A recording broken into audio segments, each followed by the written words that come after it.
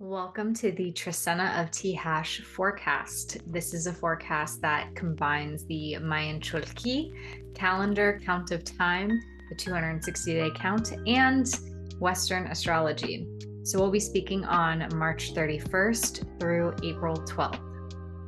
We have a lot going on in this Trecena of Tijax, the Trecena of the Obsidian Blade, and we are currently in eclipse season, so let's get right to it. I'd love to start off with a prayer invoking the nahuales and the planetary bodies that we will be speaking on. So if you could take time to close your eyes, take a nice deep breath in, getting centered. Calling on the heart of the sky, the heart of the earth, Rukushka, Rukushuleo, the heart and my being. Thank you to the nahuales, to the planetary bodies, to the forces of nature and the cosmos. Thank you for this time. May the messages that come through today for this Trecena of Tijax be for the highest good of all involved, all who are here to be a part of this transmission and this message. Calling on our beautiful nahuales that we're working with this Trecena of Tijax. Hun Tijax, gae gowok oshi achpu, gahe imosh ho'oik, waki akabal, wukukat, washakikan, belehekeme, lahukeh, hulahukanil, kablahu toh, oshlahu si. Thank you, nahuales. Thank you for guiding us, for being a part of our lives, for moving through and showing us the way to a path of higher consciousness, to our sacred path in this life, our sakbe. Thank you to the planetary bodies that guide us, our Father Sun, Grandmother Moon, Mother Earth, our sacred messenger, Mercury, sacred lover, Venus, sacred warrior, Mars, our great guide, Jupiter, Father Time, Saturn, great liberator, Uranus, cosmic dreamer, Neptune, and Lord of death and underworld and rebirth, Pluto. Thank you to the teachers, the wisdom keepers, and the elders who have held and preserved these traditions from Guatemala to Greece, to Ireland, to Turtle Island, and everywhere in the world that these observations of nature and the cosmos have guided us as a humanity for generations and generations. And may we continue to walk the path of this sacred wisdom, of honoring it, of observing it, and respecting the earth and all her creatures and each other. Taking a nice deep breath in. Thank you for joining me in that prayer. Tijax is one of the nahuales that is not very subtle, one of the more powerful nahuales that we are working with. And we just came out of the Trecena of Khan, also a unsubtle nahual, if you will, the Trecena of the cosmic serpent, the symbol of transformation and cosmic intelligence. And we come into Tijax. This is the obsidian blade. It's the blade of the surgeon. It's the blade of the healer. It's the blade of the warrior. This also is the obsidian stone, right? So I have here my Tijax, and we can see as well, there's this quality to it that is like a mirror. So in the Aztec tradition, the energy of the obsidian mirror is connected to the deity Tezcatlipoca, and this is also called Tojil in the Mayan tradition. And so the obsidian also acts like a mirror. My teacher, Tata Izaias, was speaking on the fact that with Tijax, we are always reminded that when you harm another person, you ultimately are harming yourself. It is a mirror and just speaks on the interconnectedness of each other, of everything in our world. So really think about your actions and the consequences when working with Tijax. But this is a blade that harms and heals. So it's the blade that can harm and danger someone, it can kill someone, but also it's the blade that can cut away an infection. It can remove a negative psychic energy from one. So it just depends who has the blade of obsidian in their hand. I have had multiple accounts as well from those who are born under this day sign of Tijax say that they can evoke a certain discomfort in other people because they act as a mirror in a lot of ways. When someone brings their negative energy, brings their fear, brings their doubt, the person born under the sign of Tijax can somehow provoke and confront them with their own shadow being cast back at them, right? The obsidian mirror being cast back at you.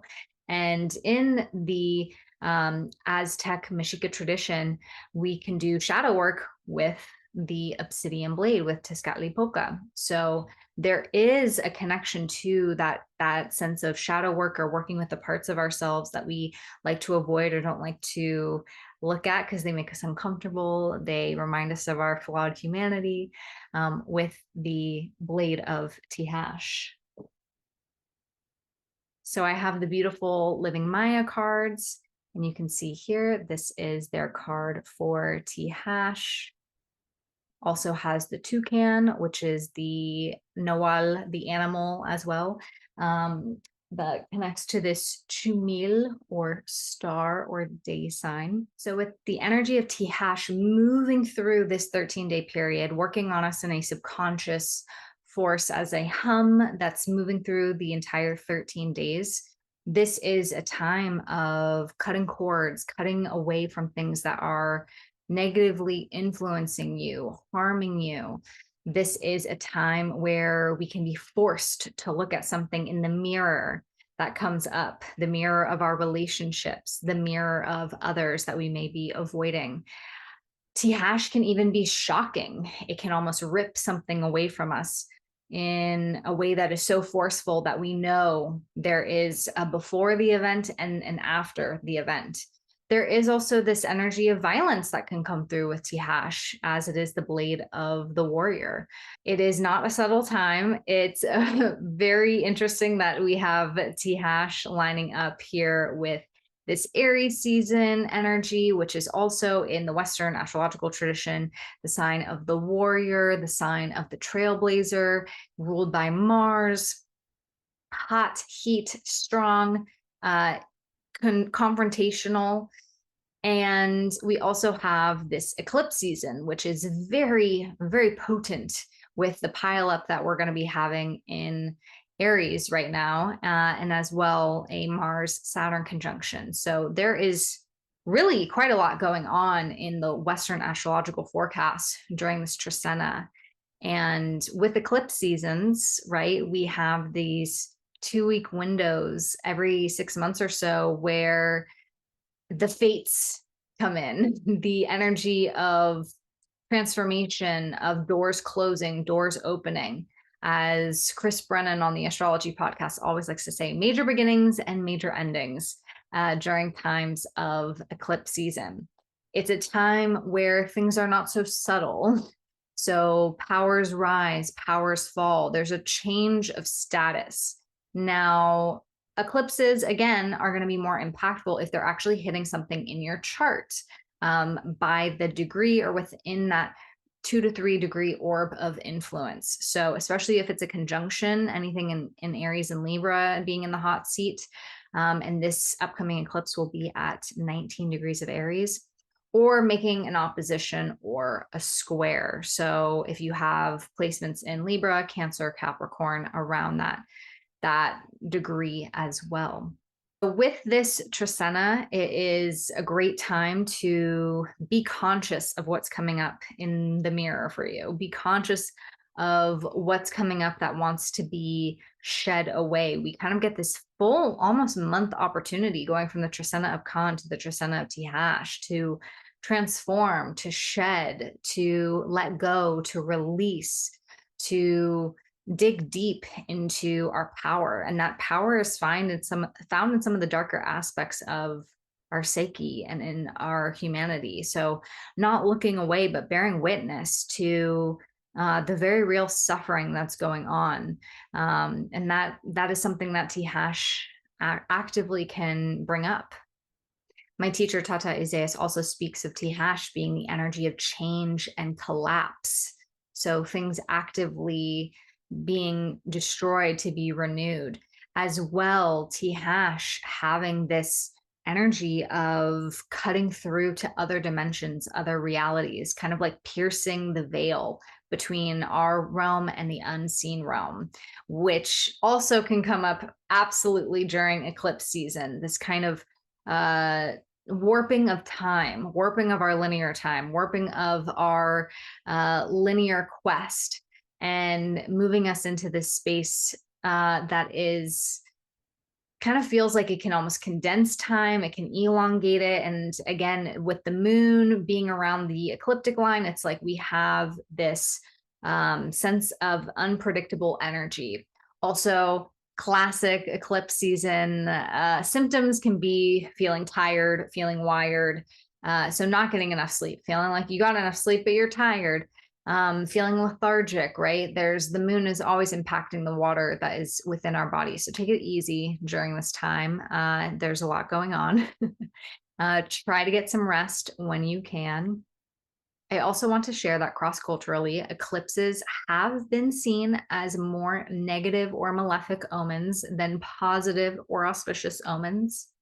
So there is tradition like in the Vedic tradition, where it is seen as a good time for prayer and chanting and mantra and meditation. And as well, you can, up to your discretion, go and view the eclipse or choose not to view the eclipse. Like I said, there are some cultures that said to look away from eclipses because that light of the sun, that solar life force, is getting obscured by darkness. And it has coincided with shifts in power, political power. We see that with eclipses. So feel into it for yourself. I always just like to give the cultural context behind eclipses.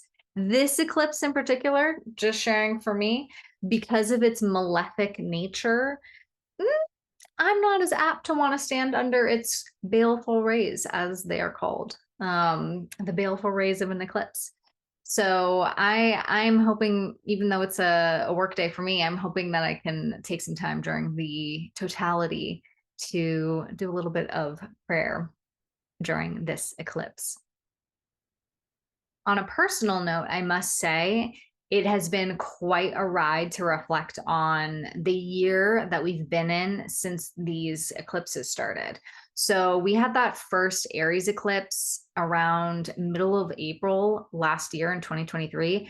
And it was not subtle in terms of the lesson that wanted to come forward in this year and a half transit, with the nodes being in Aries and Libra.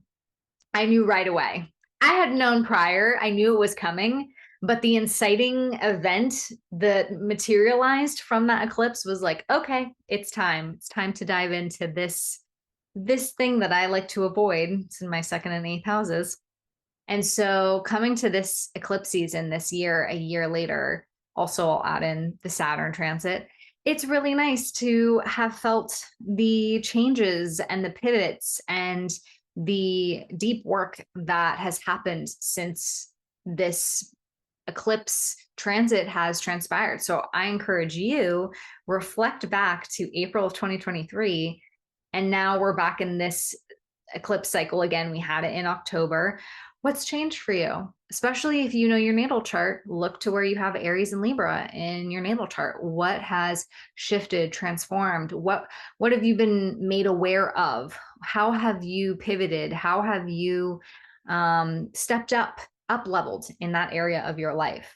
And if you feel like you are still stuck in that area, what steps are you taking at this time? Or what are you looking to see shifting in the next 6 months until we have these eclipses again come end of September? So I'm going to highlight some of the key dates for this Trecena.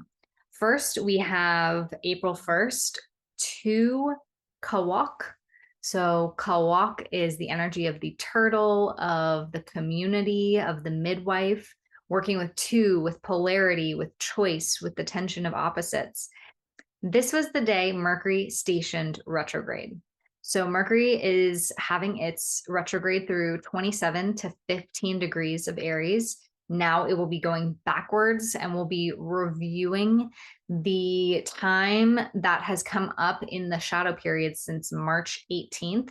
So think back to March 18th to now, we're getting a little bit of a do-over timeline wise, especially if you are looking to something that's getting renewed, renegotiated, reviewed, that has to do with your Aries house. This is coinciding during eclipse season, so fun. So take it easy, take it slow. Know that you want to triple check your communications, triple check your modes of transportation and traffic and all those things that come up as little Mercury retrograde things do, and utilize that time for introspection, reflection, for reassessing your direction, which the eclipse season will for sure bring up as well. With Cholq'Ij, we are reminded by the turtle, it's okay to slow down. It's okay to shift our pace for a bit. It does bring up attention because Aries season is like, let's go, fire, spring, let's bloom, let's bounce forward. And yet we're having these major transits that kind of hold the reins back. And actually, we're not getting that shoot forward until Taurus season, actually. On April 3rd, we'll be guided by 4 Imosh. This is the day of the sacred waters, of the crocodile, the dolphin, the alligator, connecting with the four, the stability of the four winds, the four directions, the four elements. And so with this stability, this container for the water, it's actually a quite balanced day in some ways. And we have a beautiful Venus-Neptune conjunction in the sign of Pisces, in the sign of the ocean, where many of Imosh's creatures live. So this is a beautiful day to honor the waters, honor your emotions, your feelings, your connections, your affections, to honor harmony. This is a day where things might be a little foggy. It might be a little unrealistic, as Neptune can tend to do, but it's a highly artistic, dreamy, creative, ethereal, fairy-like day. So if you can lean into that energy, allow yourself to flow into a little bit more of the mystic side of life at this day, on this day, then you can really benefit from the connection, the unity, the softening that Venus and Neptune bring forward. So this is a great day for the romantics, for the lover girls and the lover boys. But it also could bring up some emotions, as Imosh likes to do. So feel it out, feel it to heal it on this day. On April 4th, we are guided by 5 Ik. We are empowered by the breath, by the vision, by the energy of the hummingbird. And we have this bursting of Aries energy as Venus moves into the sign of Aries. So she does leave her sign of exaltation in Pisces, where she likes to be, and she actually moves into her sign of detriment. Looking for the word. She moves into her sign of detriment, right? It's the opposite sign of Libra. So she has a little bit more of a challenging time here, where Venus gets more empowered to be a little bit more selfish, a little bit more concerned with her independence, a little more feisty and fiery, fighting for the underdog. I do love a good Venus in Aries. Do not get me wrong. It's a woman that's not afraid to go first. And we also have the sun making that conjunction to the North Node. So this only happens once a year. This is a pretty potent day, right? It's going to connect us to that eclipse story that started up on that first eclipse, March 25th. We had that Libra South Node eclipse. And then we're going to be moving into the April 8th total solar eclipse, the new moon in Aries. This is a day of fate. This is a day where we could feel propelled forward by fated events, events that feel like they were destined, you know, days where you're just like, wow, I was meant to go this place, or I was drawn to go here, and then I met this person, or this happened. That can very much happen when we have the sun, that life force luminary meeting up with the north node. We're propelled forward in some way. It also is a day where we can just have the quality of Rahu, of the north node, really potent, which is this quality of expanding, of more, of magnifying, and it's in the sign of Aries. So could be a day where things get hot, things get fiery, things get aggressive, people are impulsive, people are reactive on this day. So just make note of that as well. On April 6th, we come to the middle of the Trecena, 7 Gat. This is the energy of grandmother spider, the awakening of realizing the interconnectedness of all things, right? So we move from Tijax, of that mirror of when I harm you, I harm myself. When you hurt others, you hurt yourself, coming to the grandmother spider at the top of the pyramid who can see this interconnection. But also Tijax is the one who cuts the cords, right? When we get in these entanglements that we weave with the spider, we ask for that cutting to happen. So Tijax and Kat work well together. And then the ending of the Trecena, we get to 13 Tzi. So coming into this sense of morality and authority and justice. So on 7 Cats, we have Venus making a sextile to Pluto. So this day has a magnetism to it. We have Venus in Aries connecting with Pluto in Aquarius. So there is actually quite a bit of a sense of justice on this day, is what I'm getting the sense of. This is a day where they're in a more harmonious conversation. So Venus, planet of love and beauty and finance and values and attraction, is connecting with Pluto, that death and rebirth and evolution. So there's charm, there's magnetism, there's sultriness coming up on this day. So yeah, it'll be interesting what webs you weave together on this day of 7 Cats on April 6th. All right, April 8th, we come to the big day, one of the biggest days of the astrological year, if I do say so myself. This is 9 Keme. This is one of the more potent days of the Trecena, right? We have Tijax cradling this energy of Keme, the owl, the lord of death and rebirth, the underworld. 9 is a very feminine and fertile number. It's the 9 moons where we are gestating in utero and we are ready to be reborn. This is an energy of patience as well. There's a fullness, there's a fertility. So with Keme moving through this day, whoo, Keme, death, Tijax, the blade, the total solar eclipse in Aries conjunct Chiron, the wounded healer, which the wounded healer in its archetype is definitely correlated with the energy of Tijax. Tijax as well is the wound, but it's also the healing for the wound, right? And that is very connected as well with Chiron. It's our wound, but it's also the space where when we heal that, we help to heal others. There's challenge with this eclipse. There is also deep medicine that's available with this eclipse, honoring the fear, the aggression, the negativity, really bearing witness to some of the atrocities that are happening in the world right now, especially at the hands of violence, especially at the hands of aggression, especially at the hands of forcefulness, right? And so again, we're reminded of, where are we falling short of the honoring of human sovereignty, the honoring of one's individual sovereignty for their health, for their body, for their access to clean food, clean water, clean air. Like, these are existential questions. And I dare I say there's existential energy that comes up with Aries. It's the spark, it's the big bang, it's the entry into everything. I mean, that is existential in itself. How did that happen? How did we get here, you know? And so I think that there's a lot of trigger points that are coming up around this eclipse, just like there were trigger points in October that came up. I mean, we're still in the narrative of the shiftings of power and violence that happened in October when we're talking about the world global stage. That is now crescendoing and coming into a climax at this time. And again, this eclipse will play out.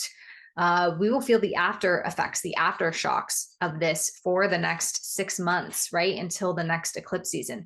And this is by far the most potent activation of the Aries Libra eclipse series that we have for this year and a half, this total solar eclipse. So definitely take note of what's coming up, right?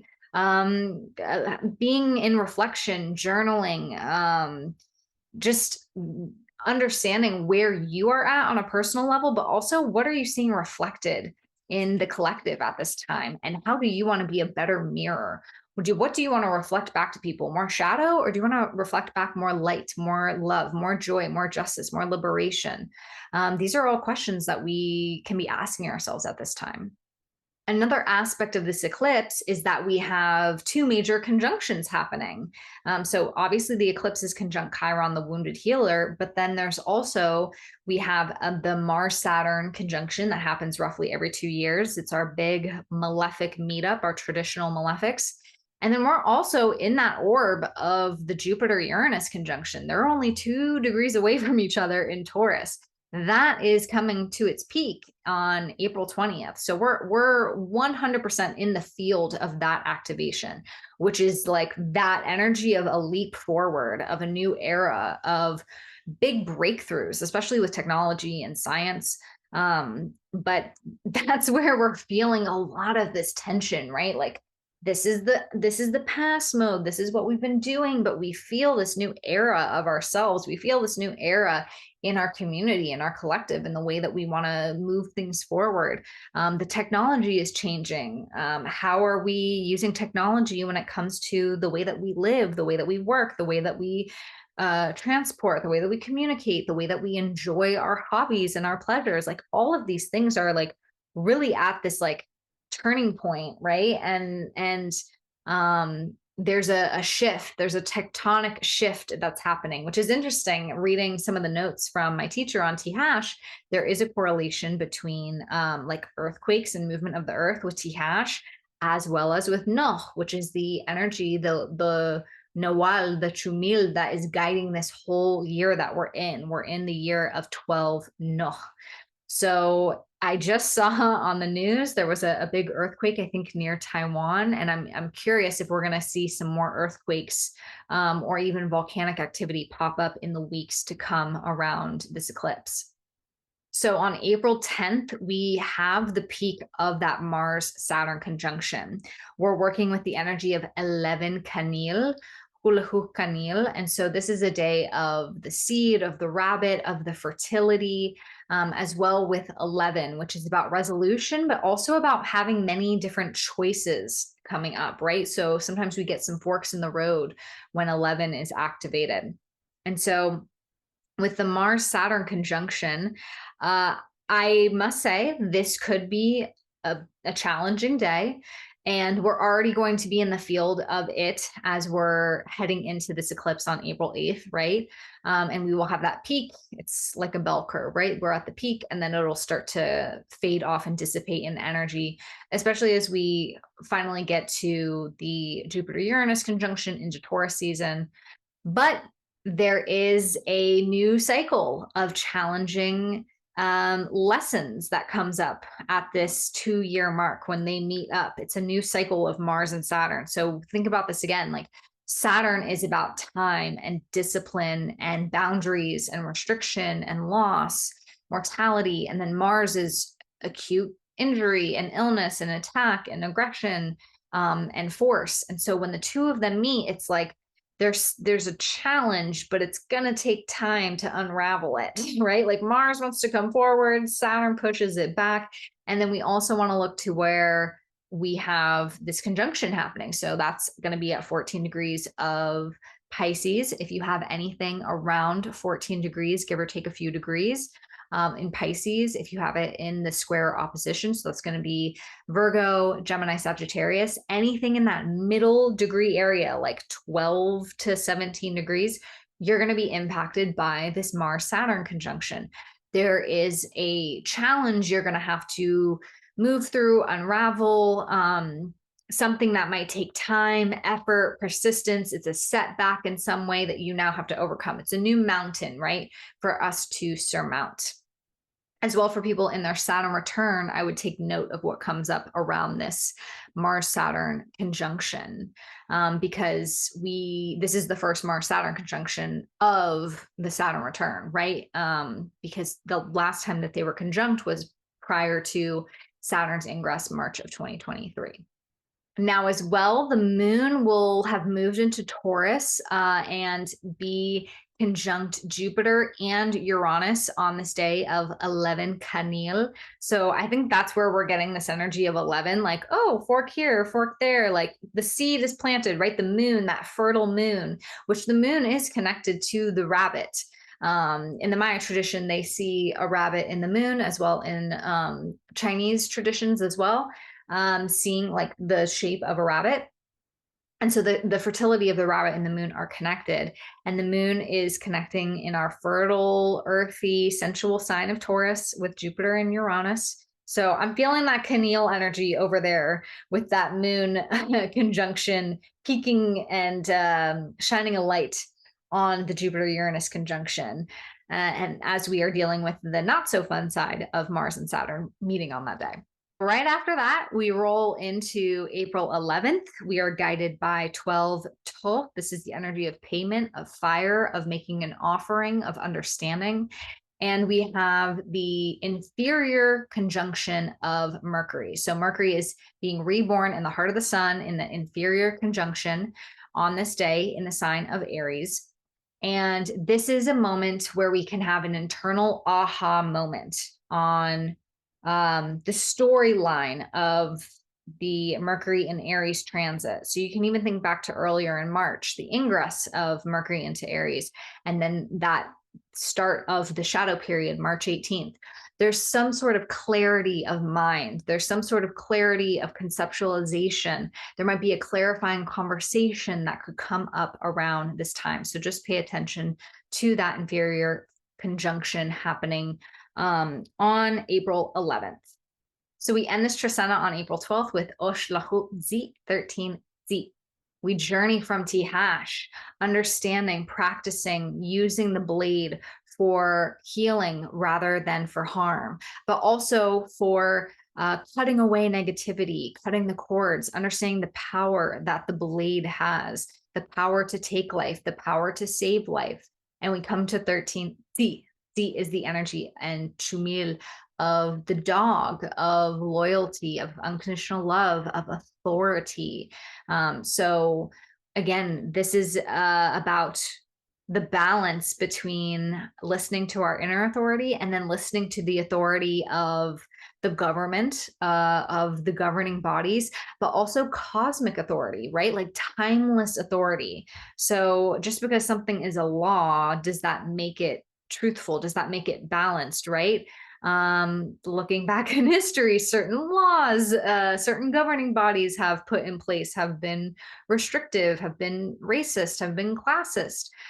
So see, it's always a day where we can come back to the meditation of what we place our trust and authority in, what we are obedient to. And always striking a balance between the authority of the heart and the soul, the authority of the greater cosmic and natural order, the authority of the time, of the governing body of the time. And so we might see some developments on this day in terms of some government structures as well, because we have the moon moving into Gemini on this, it's going to be transiting Gemini, making a square, so a point of tension with that Mars-Saturn conjunction that peaked up on April 10th. So again, the moon is activating, shining a light, bringing a sense of tension, maybe even emotional tension to the Mars-Saturn square. So just a heads up, this day could feel a little bit impulsive, frustrating. It could feel down, melancholy, sad, stoic, in a sense. So just giving you a heads up on that. Now, there's a lot going on astrologically, right? And some of it's challenging, right? And we're not going to sugarcoat a challenging transit, but there is so much that is coming up in the next Trecena. We will be welcoming the Trecena of bats, the monkey, the creator, the weaver, the artisan, the thread that threads us all together. And so this is going to be a joyous and musical Trecena coming forward for us after these very transformative Trecenas that come up with Con and Tijax. And we will have that Jupiter-Uranus conjunction in Taurus. We're going to have Taurus season starting to kick up and moving into some of the best astrology, I think, some of the more positive astrology of 2024. So stick around. It's going to be kind of a bumpy ride through April, like until the end of April. I'm not going to lie. So just lay low, take note of what's coming up, reflect, try not to be impulsive, try not to push too much. I think that's my advice for this time. Don't try to push, don't try to force something. If it has to take that much force, let it be, let it lie, let it go. Honor what doors are opening, honor what doors are closing. That's what eclipse season does. It kind of pushes things in and out for us. Sometimes that we've been having a hard time initiating and moving ourselves, or it brings things up that are shocking, surprising, that define a chapter of our life as before and after. So honoring that space. If you are feeling called to connect more in that space, I am available. Reach out to me. You can email me, you can DM me. I am very busy this month. I am in a little bit of a transition with career things, and still honoring this space, but also honoring some pivots that I've been making, some really exciting ones. So my hours are going to be reduced for this month and mostly for May as well. But if you are feeling really called to work together, please reach out. I can make time and we can schedule something and put something on the books. So yeah, it's going to be more of a custom email me time frame. I'm going to have some very limited slots on my scheduler. But I'm wishing you a introspective, reflective, protected, divinely guided time during this eclipse season, during this Mercury retrograde, and sending you lots of blessings for the road ahead. Thank you so much for tuning in, and see you next time.